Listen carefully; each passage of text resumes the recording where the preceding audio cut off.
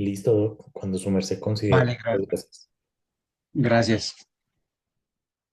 Vamos a necesitar para los que están presentes, Carlos, si me colaboras ahí, tener a la mano, consultarla ahí, ahí en, espérame un segundo,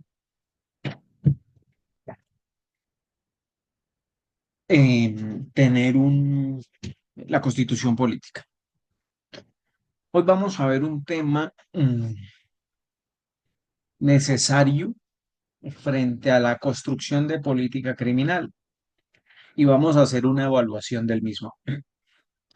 Entonces le voy a enviar aquí a Carlos, permítame en un segundo, abro rápidamente el WhatsApp para que lo socialicemos. Te va a enviar las diapositivas, el acuerdo PCA 129614 del Consejo Superior de la Judicatura y dos directivas de la Fiscalía General de la Nación. Carlos.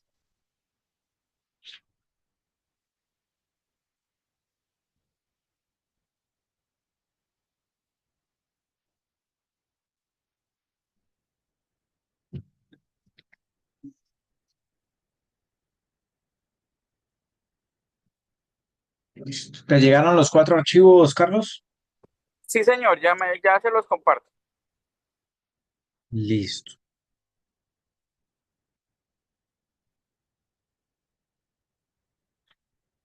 Voy a compartir pantalla mientras hacemos lo propio con Carlos.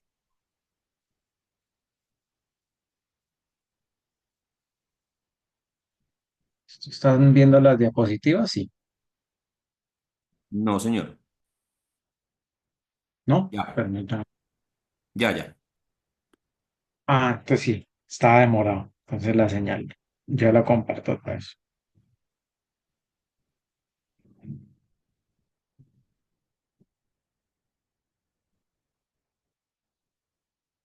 ¿Listo? Sí, sí se observan. Sí, señor. Perfecto.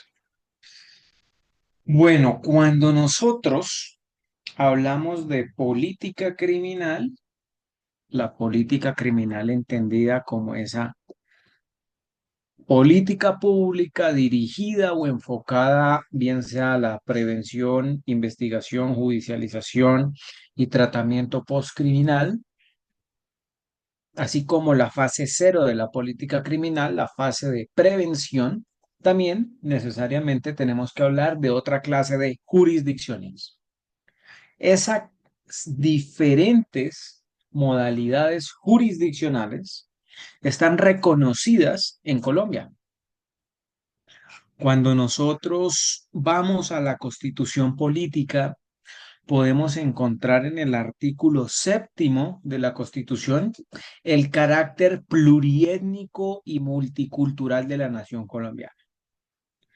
Además de eso, si ustedes se van al artículo octavo y 72 de la Constitución, en igual sentido, establece la obligación del Estado proteger la riqueza natural, la riqueza cultural de la nación.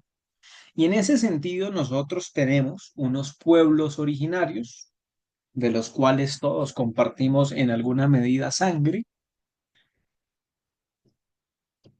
pero esos pueblos que se quedaron en sus costumbres y en sus usos, pues tienen manifestaciones culturales, unas manifestaciones que le son propias y que son reconocidas por la Constitución Política de Colombia del año 91. De hecho, si ustedes revisan la Constitución Política de 1886, una constitución decimonónica, no contemplaba en manera alguna el reconocimiento ni siquiera de la jurisdicción especial indígena, sino que era una constitución de corte nacional, una constitución de índole conservadora, acogiendo la religión católica por excelencia y no otra clase de religiones. Por ejemplo, hay religiones de nuestros pueblos originarios, pues que no creen en Jesucristo, sino que creen en el sol, en otras deidades, ¿sí? Y eso lo que hace nuestra constitución política es no solo reconocer que nosotros venimos de un estado confesional donde se protege el mismo, pero también reconocer esa plurietnicidad, esa multiculturalidad, y en ese sentido existe un marco constitucional y por supuesto legal que protege esa autonomía. De hecho, el artículo, ustedes se van dos artículos más allá, el artículo 10 y el artículo 68 establece la oficialidad de las lenguas nativas.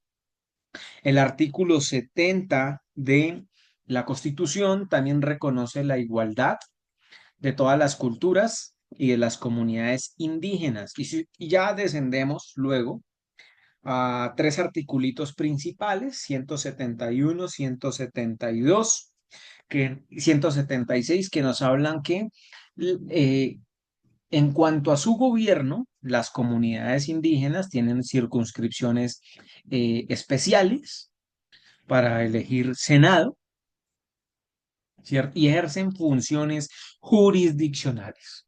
Artículo 246, es decir, aplican derecho a partir bien sea de un derecho escrito o a partir de sus usos y costumbres.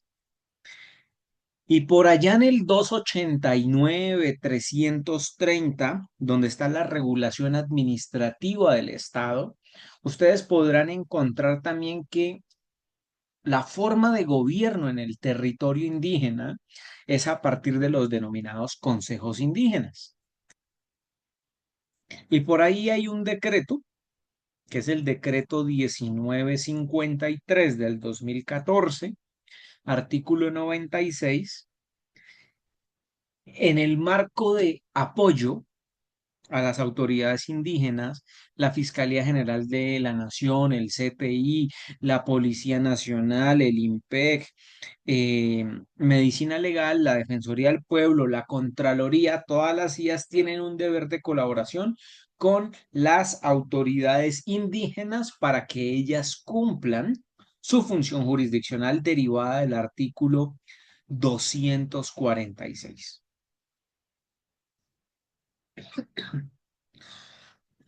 Escúcheme que me atoré.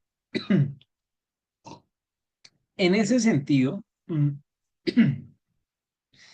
la Corte Constitucional principalmente pueden leerse la sentencia SU 510 del 98, Eduardo Cifuentes Muñoz, el magistrado ponente, señala que entonces el indígena tiene particularmente dos derechos.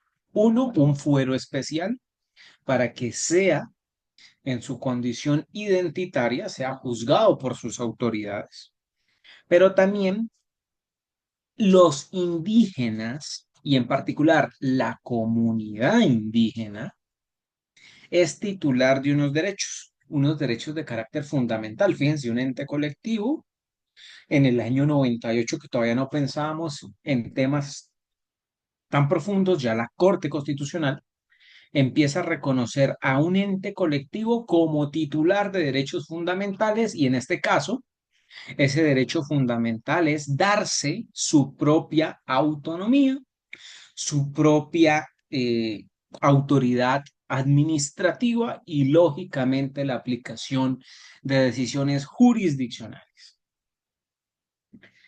En ese sentido, se reconoce un derecho fundamental colectivo, y entre ellos la preservación de la identidad indígena, que es tratado como el derecho de subsistencia o derecho de la integridad étnica y cultural, la propiedad colectiva y, asimismo, la necesaria, ustedes saben, que se tiene que hacer una consulta previa cuando se van a interferir en los terrenos o en las decisiones que afecten comunidades indígenas.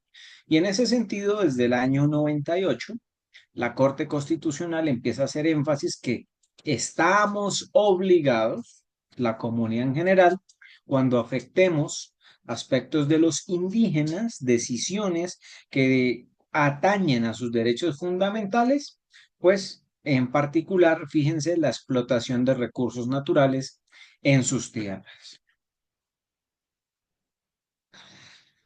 Entonces hay un marco constitucional por parte de la jurisdicción indígena. La jurisdicción indígena tiene un aspecto primero general, que ustedes lo pueden revisar en la lectura detenida del artículo 246.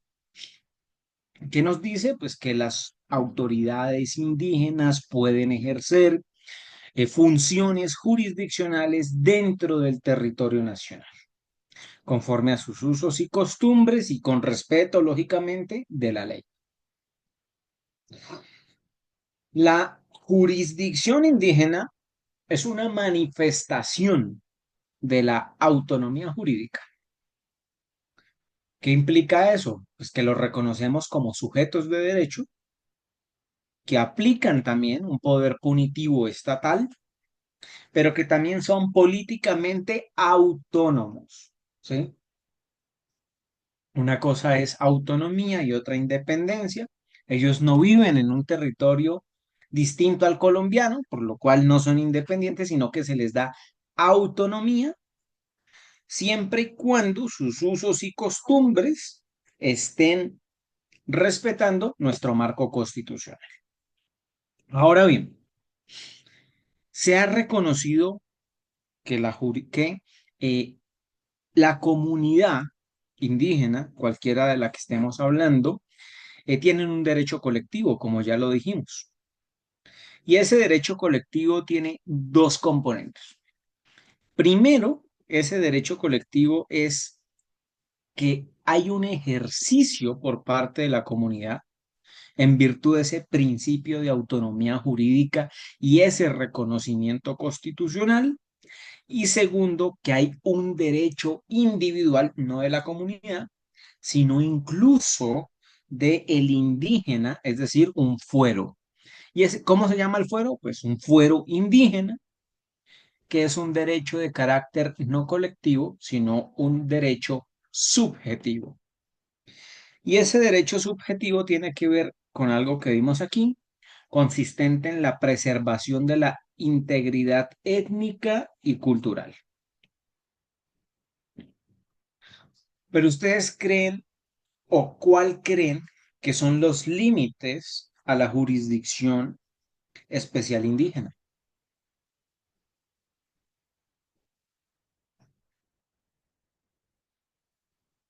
No todos.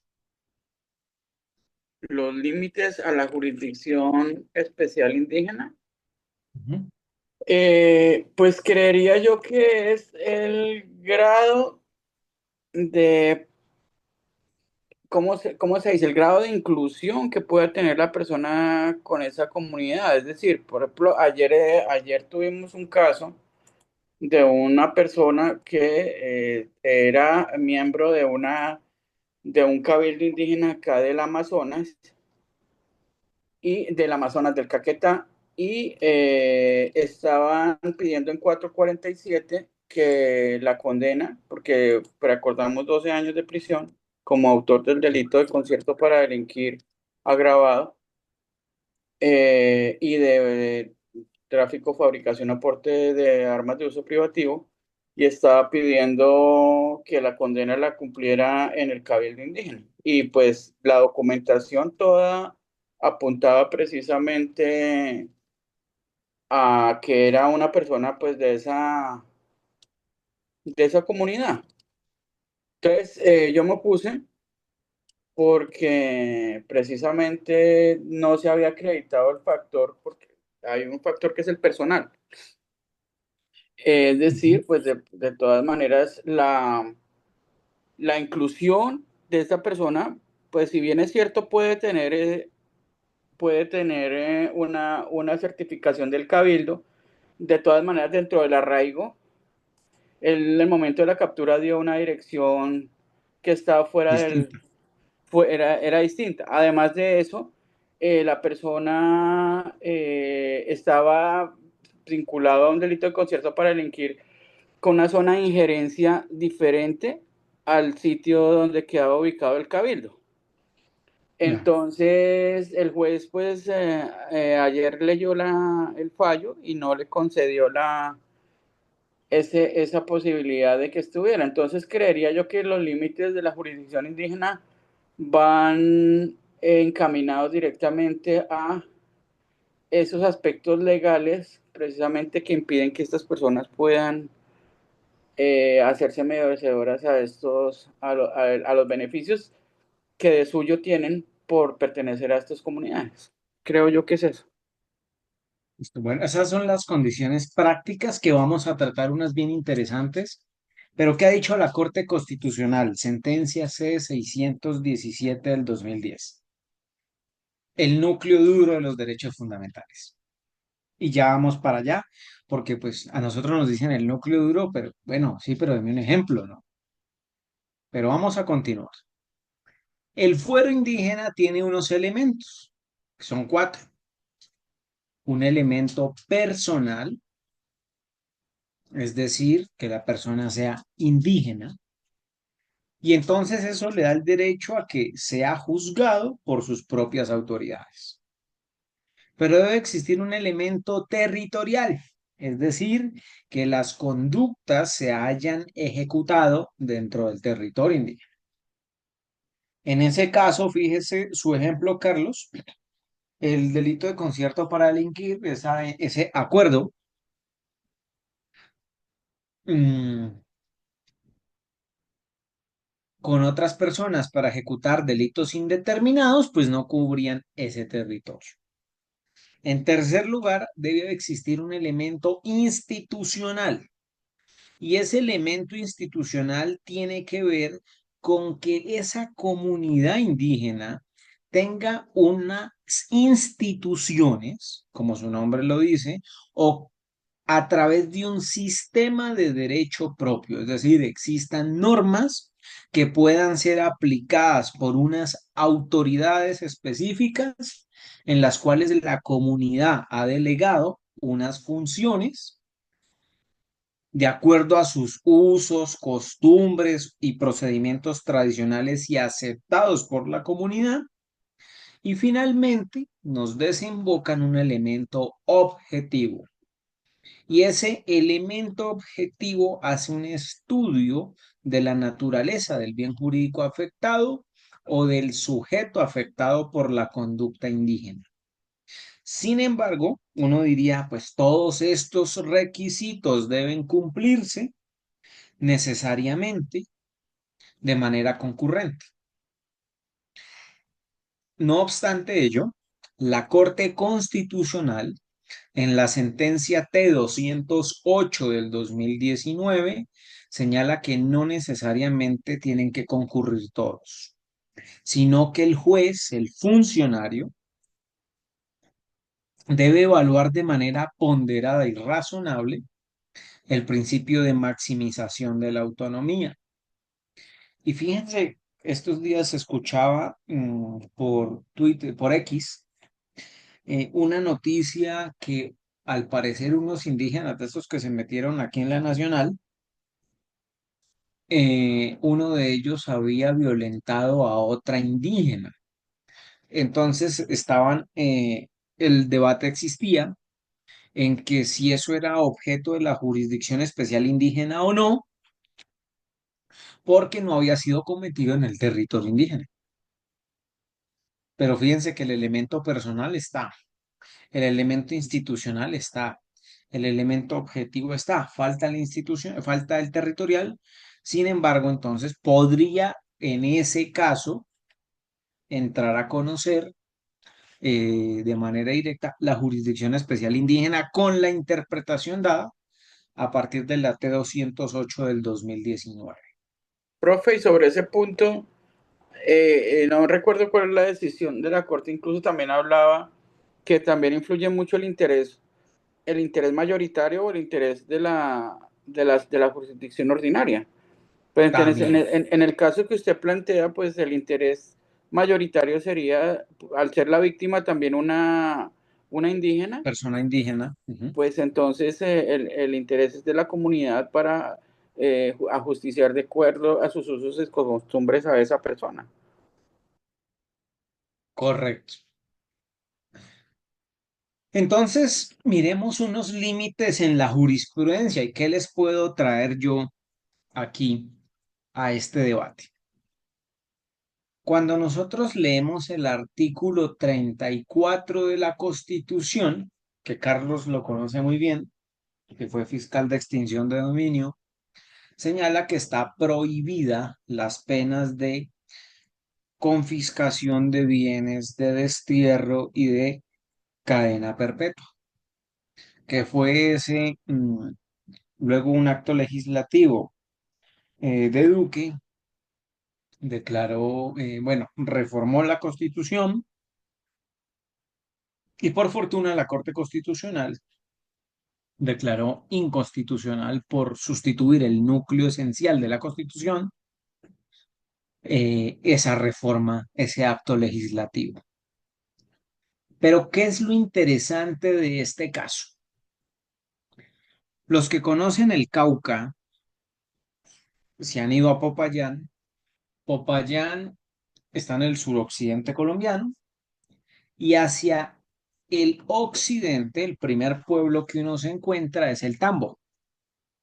En el Tambo Cauca hay comunidades indígenas. En esa comunidad del Tambo, eh, quien, quien interpuso la acción de tutela revisada por la Corte Constitucional en la T-254 del 94, esta persona estaba siendo juzgada por su comunidad por haberse hurtado unos elementos. Le hicieron el juicio público en la cual lo expulsaron de la comunidad, o sea, lo desterraron de su comunidad.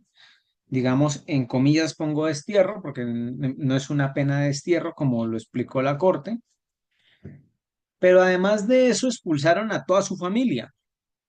Y además de eso, tenía que hacer unas, como habían construido en suelo de la comunidad, pues él reclamaba las mejoras, pues para subsistir de ello, porque no, al, al, al sacarlo a él y a su familia, pues no iba a poder volver por sus bienes. Entonces, ¿qué dijo la corte en esa sentencia? Señaló que ese indígena se encontraba en una situación de indefensión. ¿Por qué? Porque no tenía otro mecanismo judicial para reclamarle ante su autoridad, sino la tutela. Fíjense entonces cómo la tutela es un mecanismo idóneo para revertir un aspecto político criminal reconocido también en la Constitución, la autonomía en punto de el gobierno judicial indígena. Y entonces en esta tutela, la Corte, además de que pues, señala que en efecto se reconocen los derechos de los indígenas a regirse por sus usos, costumbres y leyes, pero también señala que hay unas normas imperativas por encima de esos usos, costumbres y leyes indígenas. Y que esos principios o leyes superiores a las indígenas tienen que ver con el núcleo fundamental de los derechos humanos. Entonces, la Corte Constitucional, y les recomiendo su lectura, señala que esa decisión de no permitirle regresar a sus bienes constituye una sanción de confiscación. ¿Por qué es una confiscación? Bueno, frente al término confiscación, yo encuentro que primero es un término polisémico que incluso se utiliza hoy en las convenciones internacionales, en el marco de las Naciones Unidas, así como en la Unión Europea. Se utiliza la palabra confiscation, entonces una palabra polisémica, a pesar de que muchas constituciones dicen que la confiscación está prohibida. Sin embargo, ha sido adaptada a los sistemas en el sistema europeo, como el decomiso, en cualquiera de sus modalidades, directo, decomiso sin condena, decomiso autónomo, decomiso de terceros, decomiso por valor sustitutivo. Y en nuestro sistema interamericano, los países han adoptado el comiso penal que nosotros tenemos, el decomiso administrativo y la extinción del derecho mínimo. Y en los Estados Unidos se llaman la civil forfeiture o la eh, assets forfeiture, la pérdida del dominio, como procedimientos in rem, o sea, más que todo civiles, lo entienden los norteamericanos. Entonces, la Corte Constitucional en esta sentencia señala que mm, es una verdadera sanción. Y esa sanción se traspasó los límites constitucionales del artículo 34. Razón por la cual señaló que expulsar a un miembro de la comunidad no es inconstitucional. ¿Por qué? Porque no lo está expulsando del país, es decir, no es destierro, sí de su comunidad por esa violación, por ese hurto que cometió. Pero privar a esta persona y a su familia de disfrutar los bienes que tenían, sí es una pena confiscatoria que vulnera los derechos humanos.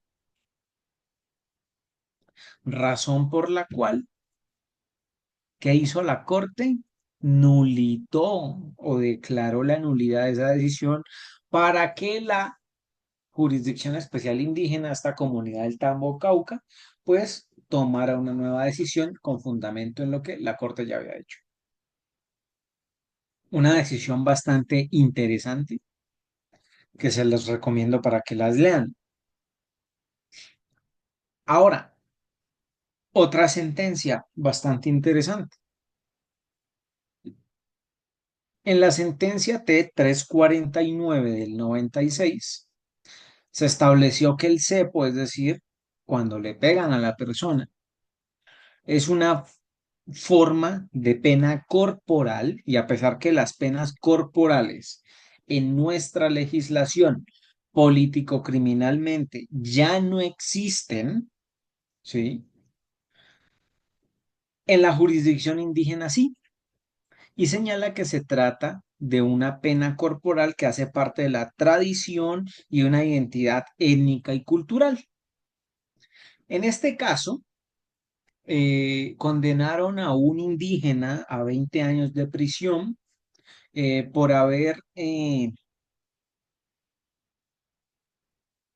matado a otra persona porque estaban en embriaguez con un vehículo. Es decir, un homicidio, nosotros lo llamaríamos un homicidio culposo. Entonces, esta persona interpone un recurso, una acción de tutela, porque no se puede defender más frente a la autoridad indígena, y la autoridad indígena es una jurisdicción, es decir, también obedece a las pautas jurisprudenciales de la Corte Constitucional. ¿Y qué dijo la Corte? La Corte señaló que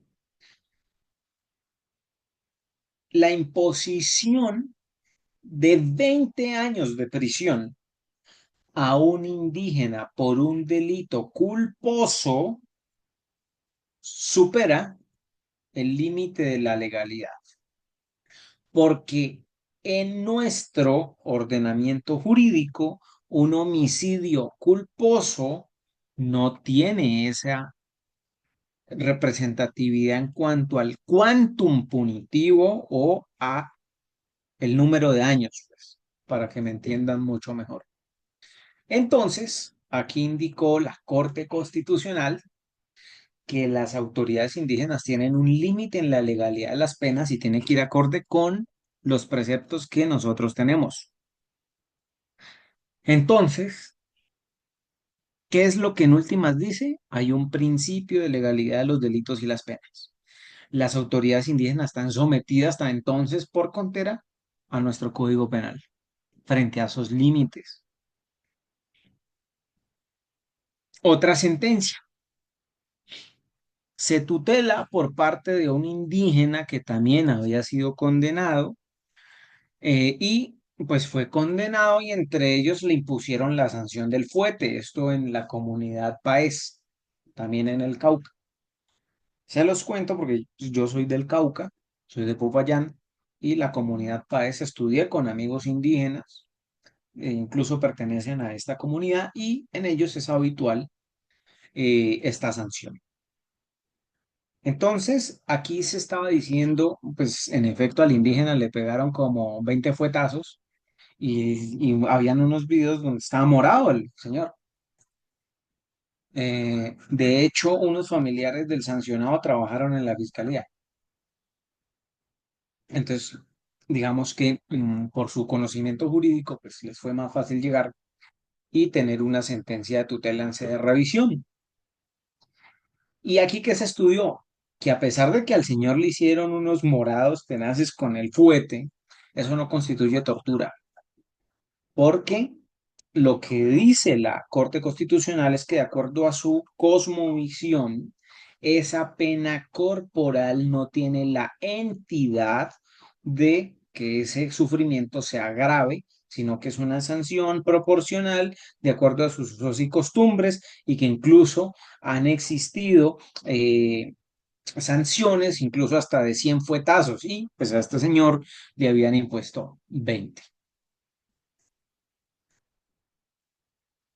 Hay algo muy interesante en el tema de la jurisdicción indígena, que les recomiendo la sentencia C-370 del 2002, que está en la parte de abajo.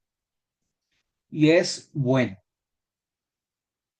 ¿qué pasa si una persona perteneciente a una comunidad indígena comete un delito, pero no sabe que eso es un delito?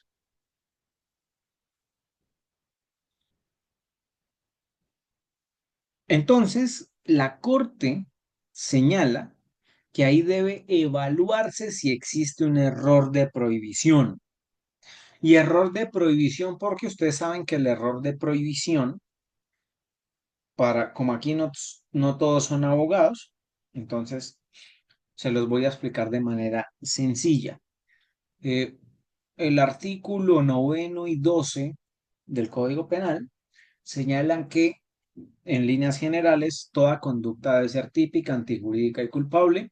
Nadie puede, la sola causalidad por sí sola no basta, es decir, proscripción de la responsabilidad objetiva. Y el artículo 12, cuando habla de culpabilidad, señala, queda radicada toda forma de responsabilidad objetiva. Es decir, que me deben probar la culpabilidad. Esa,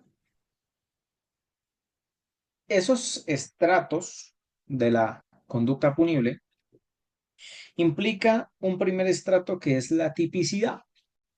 La tipicidad es los delitos y la pena. Es el tipo objetivo y el tipo subjetivo, es decir, el que matare a otro incurrirá en pena de prisión de tanto a tanto.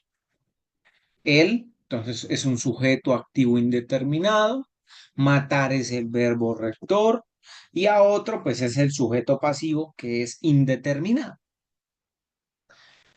La antijuricidad, el segundo estrato, pues es la lesión efectiva o potencial también, porque hay delitos de peligro, al bien jurídicamente tutelado. En el caso de matar, pues, ¿cuál es el bien? La vida e integridad, y si lo mató, pues, lógicamente afectó la vida, ¿sí?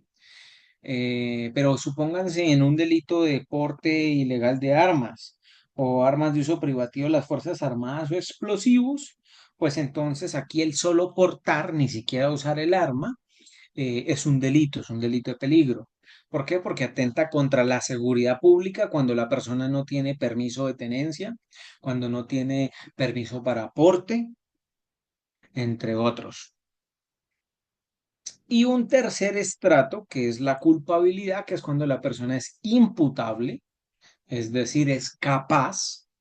En segundo lugar, esa persona tiene el conocimiento de la prohibición ¿sí? Conocimiento de la antijuricidad de la conducta, de que con su conducta daña un bien protegido.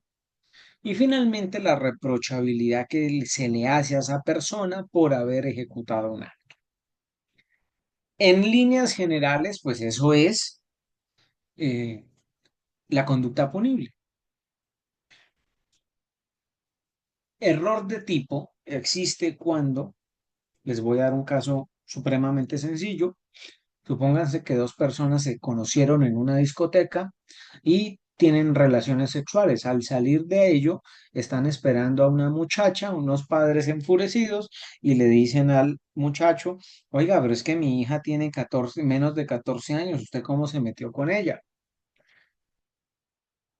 Eh, pues regularmente, fíjense el muchacho,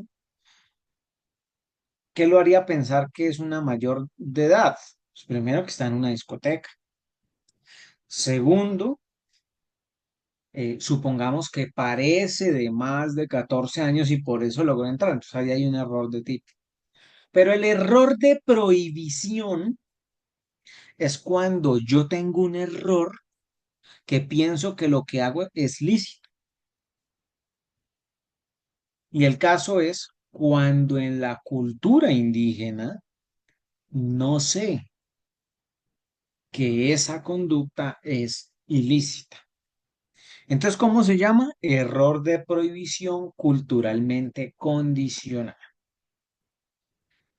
¿Y por qué pasa esto? Porque la diversidad cultural es tal que le impide comprender la ilicitud de la conducta, razón por la cual no puede ser sancionada la persona, porque hay un error de interpretación cultural en la medida que esa cosmovisión le impide comprender que la conducta es ilícita.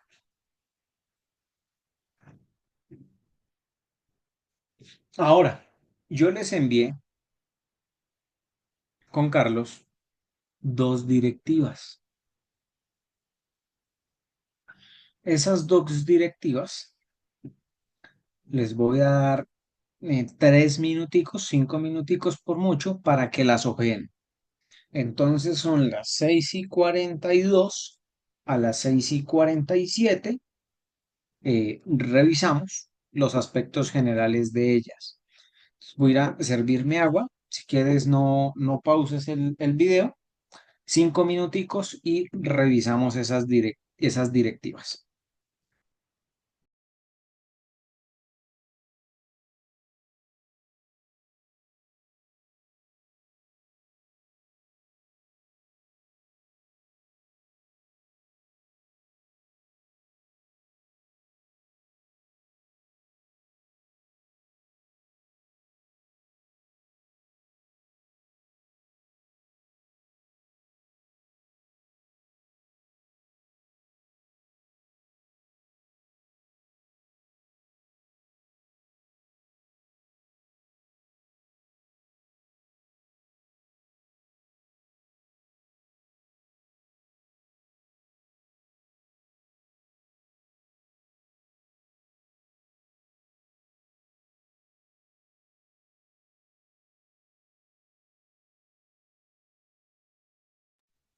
Bueno, si quieren para que nos rinda un poco,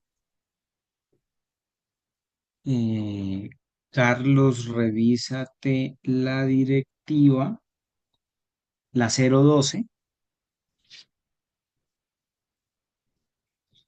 y ya miramos a quién escogemos para la otra. Miremos quién está conectado. Mm, La única que está. Ah, el doctor Laura, Edwin también está. Sí, Laura, profe. revísate la directiva 005 del 2021. Listo, Pero profe. una ojeada, ¿no? Una ojeada como lo principal. Si quieren, solo revisen la primera, ya las vamos a tratar eh, más o menos de manera comprensiva para que ustedes tengan claro, porque la fiscalía tiene o el fiscal general, en este caso hoy la fiscal general hace política criminal. Y fíjense cómo evalúa todos estos aspectos constitucionales ya a bases de procesos penales. Entonces, 3 minuticos ahí y ya hacemos los comentarios.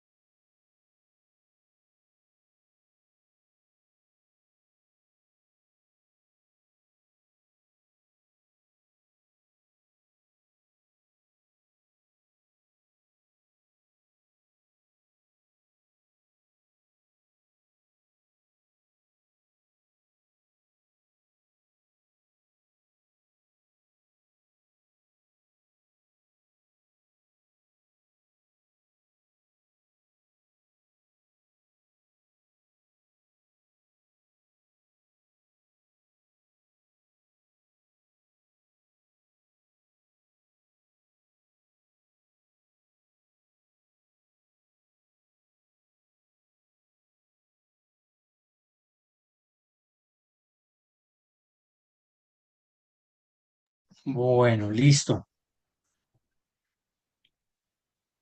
Carlos, entonces, ¿qué viste rápidamente?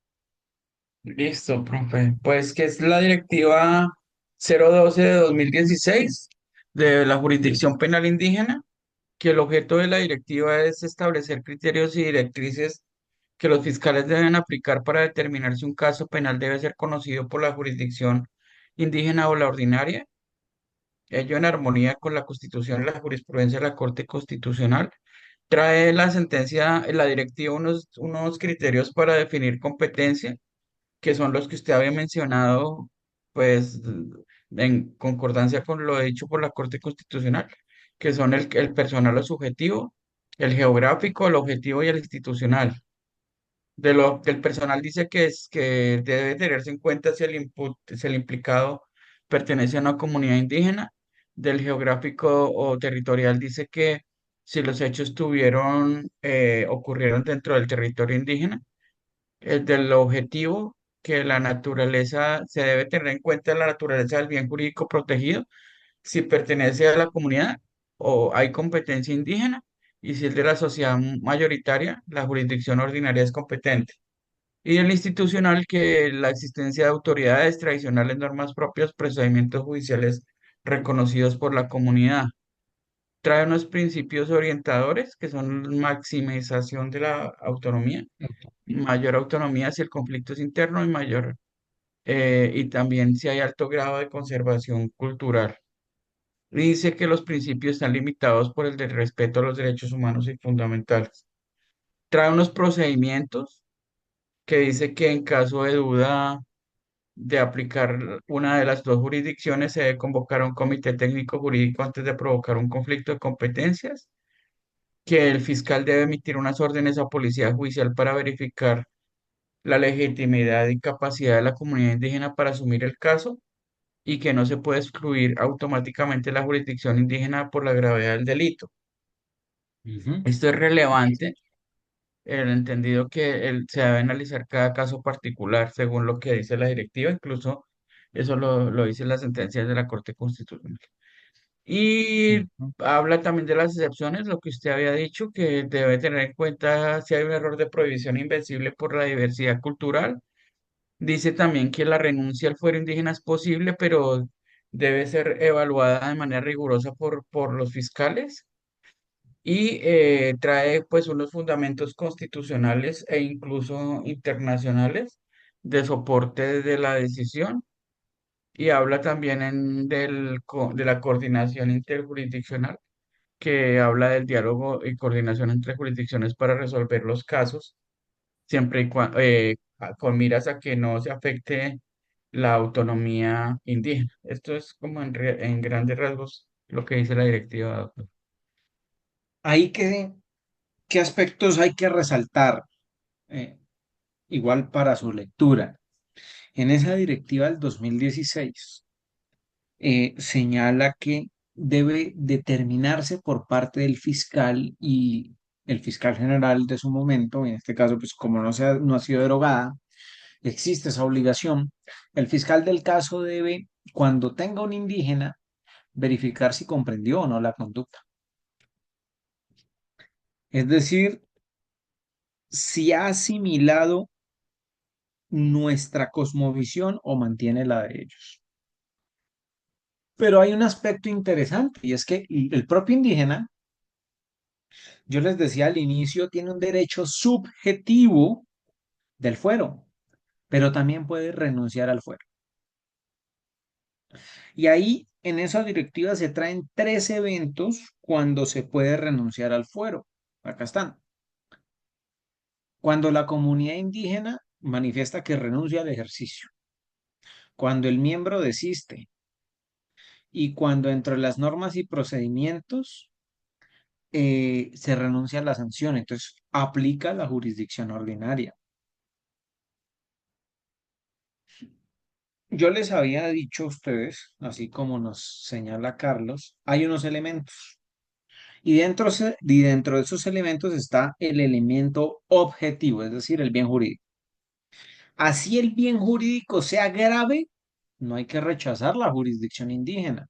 Si los indígenas quieren juzgar a su indígena, que lo juzguen, siempre y cuando tengan los límites que ya hemos visto, el núcleo esencial de los derechos humanos, y entre ellos ya los vimos, la prohibición de confiscación, ¿cierto? No penas de destierro, pero sí fuera de la comunidad indígena, entre otros aspectos. En ese sentido, el bien jurídico hay que determinar, primero, ese bien jurídico concierne solo a la comunidad, por ejemplo, en el caso de la Universidad Nacional. Lo decíamos acá, pues solo involucra personas que están ahí. Entonces, lo que dice esta directiva es debe inclinarse la competencia a la jurisdicción indígena. Pero si el bien jurídico concierne de forma exclusiva nuestra jurisdicción, pues ahí lo que dice la directiva es debe inclinarse a la jurisdicción ordinaria. Pero si el bien jurídico está tanto en le interesa a la comunidad indígena como a la cultura mayoritaria, entonces dice, deberá examinarse el elemento institucional, pero no haciendo una interpretación de los demás. Pero hay unos aspectos que hay que tener en cuenta y que son muy importantes. Cuando ustedes leen la Convención Interamericana sobre Desaparición Forzada adoptada en Belén do Pará, es decir, la Convención de Belén do Pará del año 94, pero ahí hay una excepción. Ustedes leen el artículo 9 de esa convención y dice que la desaparición forzada no estará sometida a jurisdicciones especiales. Y la Corte Constitucional, en sentencia T-449 del 2013, indicó que ahí no opera la jurisdicción indígena. Además, en la sentencia T-001 del 2012, pude encontrar que tampoco se opera la jurisdicción indígena, porque de hecho yo tuve un caso de un indígena aquí en Bogotá procesado por el delito de terrorismo. Y entonces ellos en la audiencia de acusación alegaban que el caso se remitiera a la jurisdicción indígena. Lógicamente a mí me dan la solicitud y yo me opongo a la misma, indicando que en la sentencia T-001 del año 2012, la Corte Constitucional estableció que son delitos exclusivos de la jurisdicción ordinaria, los relacionados con terrorismo, rebelión, narcotráfico, contrabando, lavado de activos, porte de armas, corrupción al sufragante y los delitos de lesa humanidad. Por tanto, el terrorismo se encuentra en esas prohibiciones, razón por la cual se mantuvo la decisión del juzgado, fue mantener la competencia en la jurisdicción ordinaria. Eso se apeló. No supe al final qué pasó, pero me imagino que esa decisión iba a ser confirmada en atención, pues que ya existe un precedente constitucional. Pero hasta ese momento, hasta donde yo estuve en esa fiscalía, se mantuvo la jurisdicción ordinaria. Laura, ¿qué nos trae la resolución que tuviste? Doc, yo revisé la directiva 005, Correcto. es Sí, la que estuve directiva revisando 00. ahorita. Sí, no sé si es civil, pues no sé, pues obviamente está todo relacionado con lo que leyó Carlos, la directiva 012, que esta 005 es la que la deroga. La anterior, Sí. la 012, pues habla de los lineamientos pues que tiene la fiscalía frente al posible pues conflicto de competencias entre la jurisdicción ordinaria y la jurisdicción especial indígena. Pues inicialmente menciona, digamos, el marco general constitucional tanto nacional como pues tratados internacionales donde se reconoce donde se reconoce a estos pueblos indígenas y su derecho de pronto de juzgamiento, etcétera, dentro de posibles pues conductas punibles y frente pues a tener en cuenta para el tema de evaluar la competencia, los criterios pues que mencionaban subjetivo, objetivo y normativo. Ujú. Entonces, en ese sentido, y pues esta directiva, el fiscal general en su momento, pues da unas pautas a los fiscales frente a lo que deben pues tener en cuenta cuando tengan ese conflicto de competencias, ya sea negativo o positivo. Menciona allí negativo o positivo para definir la competencia frente al tema de los hechos. Por ahí ya me llamaba la atención también el tema de que, digamos, un indígena que esté siendo investigado en esa jurisdicción indígena, al momento, digamos, si él, entendí que él no podría solicitar la competencia en la ordinaria de manera voluntaria, si es solamente como por beneficios, si la ordinaria le da unos beneficios, que él tendría de alguna manera que demostrar que realmente tiene un deseo íntimo de no pertenecer más a esa comunidad o que no se siente ya culturalmente afín a esa comunidad para poder considerar que él de manera voluntaria cambie su jurisdicción, por ejemplo. Eso también menciona la directiva 005, pues menciona que es pertinente realizar pues unos comités técnicos jurídicos con el fin de evaluar la pertinencia antes de tomar alguna decisión frente a la competencia.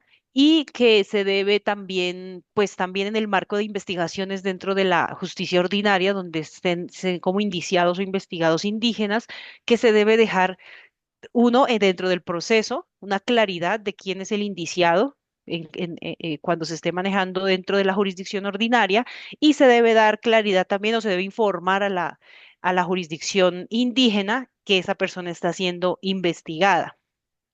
Eso es Correcto. lo que alcancé a revisar, Doc, y quería hacerle una pregunta, o a ver de Sí, pronto si en el marco normativo hay algo adicional donde haya también unas directivas frente a conflicto de competencias con otras jurisdicciones. También no sé si tenga una directiva que se me pueda compartir, Doc, frente, por ejemplo, a analizar las competencias frente a la JEP o frente a la justicia penal militar, o solo han sacado sí hay. normativa Creo que sí interna hay. frente a la No, jurisdicción indígena. creo que sí hay, me tocaría buscártelas. Ah, bueno, profe, le Me tocaría recomendaría. buscártelas, sí. Ujú. Entonces, en esta directiva del 2021 uno puede tener este marco. Bien jurídico exclusivo de la comunidad indígena, competencia de la Jurisdicción Especial Indígena, delitos exclusivos de la justicia ordinaria, terrorismo, rebelión, narcotráfico, contrabando, lavado, porte de armas, corrupción y delitos de lesa humanidad. Bien jurídico exclusivo de la cultura mayoritaria, pues jurisdicción ordinaria. Bien jurídico de ambas culturas, examinarse el elemento institucional, pero en este caso el fiscal debe concluir que si es la autoridad indígena, remite, pero le comunica al director, es lo que se dice ahí, eh, y el fiscal deberá preguntarle al imputado y acusado, incluso si tengo un indígena, comunicarle a la autoridad indígena que estoy procesando un indígena, es lo que dice esa directiva en aspectos relevantes y toma de una forma resumida la primera directiva del 2016 que yo se las quise enviar. Si bien fue derogada, pues tiene una riqueza jurisprudencial muy grande que les puede servir en algún momento cuando toquen estos temas. Y frente al tema que tocaba mm, nuestra compañera es por qué se habla de la renuncia. Y es que fíjense que hay una decisión por allá del 2003, Auto 20.289, y acá les tengo una tutela del año pasado, tutela de hace 2 años, T 103.435 del 2023, donde esta persona indígena había, en la primera, había renunciado a su fuero porque la jurisdicción ordinaria lo castigaba con pena menor, digamos, no muy alta, pero se indicaba un estándar mucho mayor en la jurisdicción indígena y la corte dice, no, él no puede renunciar para favorecerse esa situación. Sí, o sea, se está instrumentalizando esa renuncia. Y este otro caso de la Corte Suprema de Justicia del año pasado, de hace 2 años, eh, estaban revisando, concedieron una extradición a un indígena, también del Cauca, y en esta decisión la termina revisando la sala laboral, porque le interponen una acción constitucional contra la sala de casación penal, y este indígena decía que como era indígena, pues no lo podían extraditar. A su vez, él era indígena, entre comillas, y es el caso que más o menos le pasó a, a Carlos, porque se hizo censar como indígena, pero antes no había aparecido. Entonces, la Corte Suprema de Justicia, en su sala laboral, le dice que ahí se ha utilizado indebidamente la jurisdicción indígena. ¿Por qué? Porque se hizo pasar por indígena y entonces se hizo abrir un proceso frente a esos mismos hechos para que no haya non bis in- para que haya non bis in idem y no lo puedan extraditar. Es decir, para que la Corte emita un concepto desfavorable. Como la Corte se dio cuenta de ello, pues le compulsaron copias a la autoridad indígena que inició el proceso y que estaba juzgando a ese indígena. Es decir, esos procesos de incluso de instrumentalización, me hago pasar de indígena o le pago a la jurisdicción indígena para que me procesen y no me extraditen. Este es un caso, pues, que se dio en el marco de un proceso de extradición y finalmente la Corte terminó extraditando o terminó avalando, viendo el concepto favorable, porque este es un proceso entre estados. Simplemente la Corte hace una verificación bajo unos principios de legalidad, de que el delito en ambas jurisdicciones internacionales esté, no haya non bis in idem y por eso se pensaba instrumentalizar esta figura del non bis in idem a partir de la jurisdicción indígena y sin embargo la Corte se dio cuenta de este entramado y le compulsó las copias a estas personas porque en efecto son jueces o fungen con funciones jurisdiccionales de acuerdo al artículo 246. Entonces, fíjense ustedes este panorama. Y de lo que uno puede evidenciar es que el artículo 246 establece una jurisdicción especial. Esa jurisdicción especial tiene unos aspectos medulares del gobierno indígena, pero también un aspecto central y es la función jurisdiccional encargada de las autoridades indígenas. Y esa función constitucional tiene unos límites que ya los hemos visto, eh, que son necesarios y que aplican política criminal. Fíjense, pero esa política criminal, ese diseño de sanciones está sometido a límites claros, a unos elementos de un fuero, a unos límites dados ya por la jurisprudencia, a un reconocimiento de las personas que no conviven en la sociedad mayoritaria o no tienen intercambios culturales, pues no se las sanciona, pero hay unos análisis de comprensión, de renuncia al fuero, de determinación de competencia y también una atención privilegiada, si se quiere, más bien diferencial en cuanto a la identidad cultural de estas personas, unos elementos objetivos en la directiva del 2021 y unas indebidas utilizaciones también de estas garantías que incluso en, en atención antes que la Constitución los protege para beneficiarlos, es muchas veces instrumentalizada, como les cuento en estos dos casos. Aquí les dejo en las diapositivas, ya se las envía Carlos, un video donde nos hablan de jurisdicción especial indígena para que complementen ustedes por su cuenta. Entonces, no sé si tienen preguntas. No, señor profe, muy claro, gracias. Bueno, entonces les voy a enviar aquí, permítame un segundito, ya te envío, Carlos, unos documentos para la próxima clase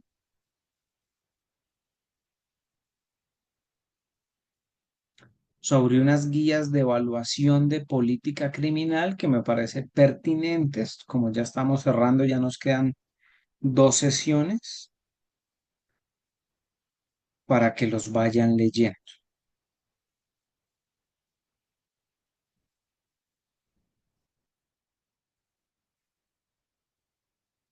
Y les voy a enviar las dos diapositivas de una vez. de las dos sesiones pendientes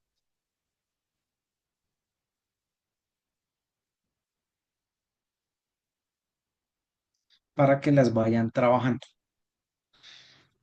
Entonces, Laura, Carlos, muchas gracias, Jefferson, por Ricardo y Edwin por su asistencia. Quedo pendiente a lo que necesiten y nos vemos en 15 días en nuestra próxima sesión, ya para ir cerrando nuestro curso. Espero que les haya servido estos temas que estamos tocando. Demasiado, Listo, profe. profesor. Muchas Muchas gracias. gracias. Gracias, profe. Gracias, Feliz profe. noche. Buenas Muy noches. formal, gracias. Muy amable, Dale, feliz que estén noche bien. Feliz noche. para los compañeros. Feliz noche. Chao, chao. ¿Qué hace, doctor Ricardo?